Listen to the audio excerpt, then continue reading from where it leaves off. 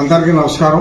15 రోజులుగా తుని మున్సిపాలిటీలో జరుగుతున్నటువంటి విషయం తుని నియోజకవర్గ ప్రజలకు, జిల్లా ప్రజలకు, రాష్ట్ర ప్రజలకు స్పష్టంగా అర్థమైంది. ఎందువల్లంటే తుని నియోజకవర్గంలో మున్సిపాలిటీలో ఉన్నటువంటి సంఖ్యాబలం 29.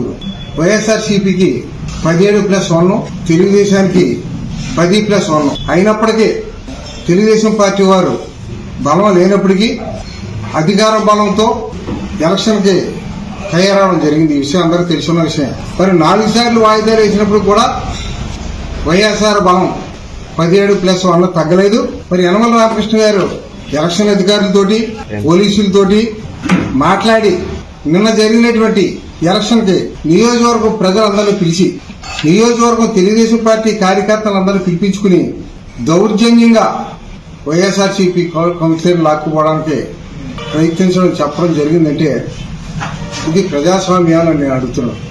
మరి యనమల రామకృష్ణ గారు చంద్రబాబు నాయుడు గారికి సలహాదారిగా, ముఖ్య సలహాదారిగా పేరుందని తెలుసు.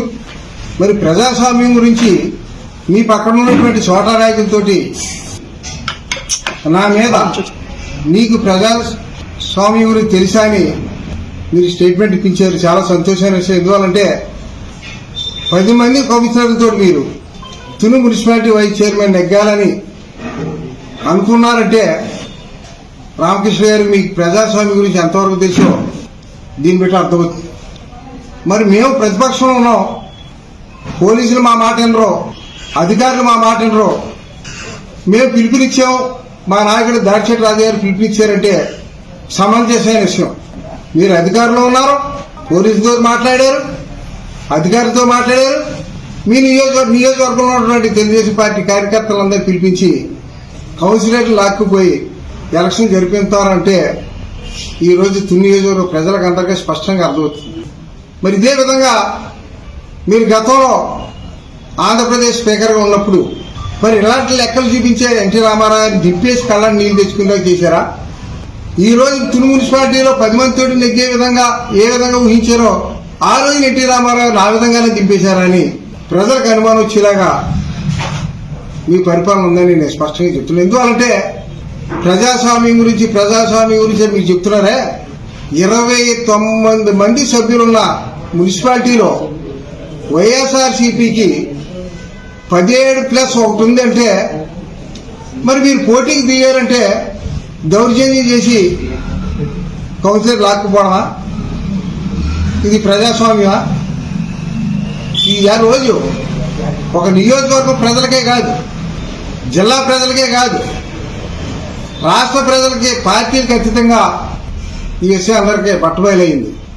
అది కాకుండా ఇప్పుడున్నటువంటి మున్సిపల్ చైర్మన్ గారిని ఇంటికాడ ఉంటే మున్సిపల్ చైర్మన్ గారి మీద కేసు పెట్టారు, మరి దాడిశెట్టి రాజు గారి మీద కేసు పెట్టారు. వాళ్ళ ఇంట్లో వాళ్ళు ఉంటే మరి కేసులు పెట్టి భయపెట్టి మున్సిపాలిటీని కైవసం చేసుకోవడం ప్రజాస్వామ్యం. ఈ రోజుకి 17+1 ఉన్నారు మాకు. రేపు మీరేదో మాయ చేసి తీసుకుపోవచ్చు, అధికారులు ఉన్నారు భయపెట్టి తీసుకోవచ్చు, దౌర్జన్యం చేసి తీసుకోవచ్చు. ఇంతమంది ప్రజానీకంలోనే మీరు దౌర్జన్యంగా కౌన్సిలర్ లాక్కుపోతున్నారంటే రేపు వాళ్ళ ఇంటికి వెళ్ళి డబ్బు ఇచ్చి మాయ చేయొచ్చు, భయపెట్టి తీసుకుపోవచ్చు, ఏదైనా చేయొచ్చు.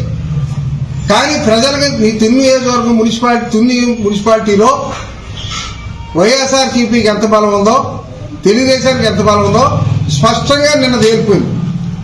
4 వాయిదాలు వేయించినప్పుడు కూడా మీకు 11 మంది కంటే ఎక్కువ బలం లేదు. మరి మీరు ఇన్ని ఇబ్బందులు పెట్టినప్పుడు కూడా వైఎస్ఆర్సీపీకి 18 మంది 17+1 బలం ఉందని మీరు తెలియజేస్తున్నాం. ఒకవేళ మీరు ఇప్పుడున్నటువంటి బలం ప్రజలందరికీ తెలిసింది, నియోజకవర్గం అన్ని పార్టీల వాళ్ళకి తెలిసింది.